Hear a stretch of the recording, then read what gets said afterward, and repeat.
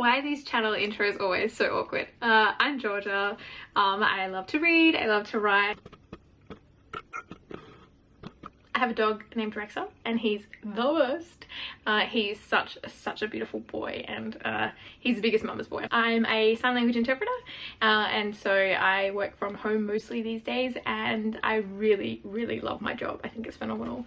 I'm also studying at the moment. I'm studying to become a kinesiologist, which is has been something that changed my life personally, so I want to be able to bring that into other people's lives. I'm not quite sure how it's all going to work because definitely a lot of passions going on, but you know, if that can't be one of the favorite things about yourself, is that how many passions you have and how you can try and bring them all together, as well as live a life and do the things you enjoy, like reading.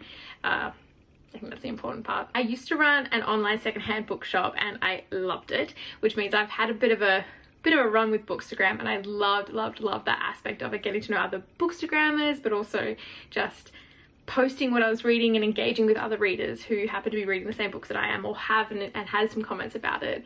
And now coming back into it again with Book Talk. So I can't actually access the old account that I have. I can't access the email and the Instagram, which was kind of a shame. So, but you know, that's okay. Everything happens for a reason. So that's, I don't know how to explain it. I can't access it, and it took a lot to build that website. So anyway, regardless, I've got this Bookstagram account now and I'm loving it. So yeah, I love reading. I've just really started to get into the passion of writing. I used to just kind of dabble here and there. I think the most words I've written was 10,000 last NaNoWriMo, which I've totally burnt myself out of writing on. I think I hit 20 something thousand words, and that was really epic. And just recently I wrote some smart, like 2,000 words in like an hour, and that was phenomenal. But yeah, so writing is definitely there, happening slowly but surely in the background. I would love for my writing to get out eventually in the web, but sometimes like I think about some of the people who'd read it and I'm like, oh god, I don't want them to know that I've thought these things. Like, whether it will ever see the light of day, probably not, but that's okay. It kind of got me back on the keyboard, smashing out some of those thoughts and ideas, and it was really intense. Oh god, I'd hate for them to know that I think these things or read these things. But anyway, at the moment the only bookshelves that I have in my house are the ones in my study, and they only have my TBR, so everything that is on them right now I've not yet read, except for I think Heartstopper's up there, and I've read all them because they are the best. And if you haven't read those graphic novels, please read them. They're so good.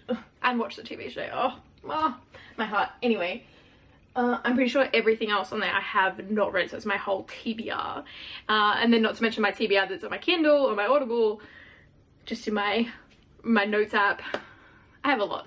And I plan to organize those shops because they're chaotic at the moment, which, you know, kind of sums me up as a person, a bit chaotic, but that's okay. I set a we'll see how it goes goal of 31 books, because I am 30 right now, and in August I will be 31. I am 100% a mood reader. I love just picking up a book and going, yeah, that's what I feel like, or going to my shelves and just be like, or going through Kindle or whatever it is, Audible, just to really just find what I feel like reading at the time. I'm trying to be a little bit more structured because I want to read some more Agatha Christie this year. I don't like historical fiction.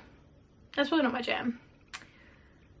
I think there's any others that I really dislike. I mean, I will read historical fiction, I should say. Like, I don't just avoid the genre together, but like if I pick up 2 books at the bookshop and one's a historical fiction and one's a fantasy, I'm gonna be like, yeah, the historical fiction to go straight for the fantasy. I look forward to doing some more content for you and hopefully being less awkward about it, but you know, I'm a bit of an awkward person.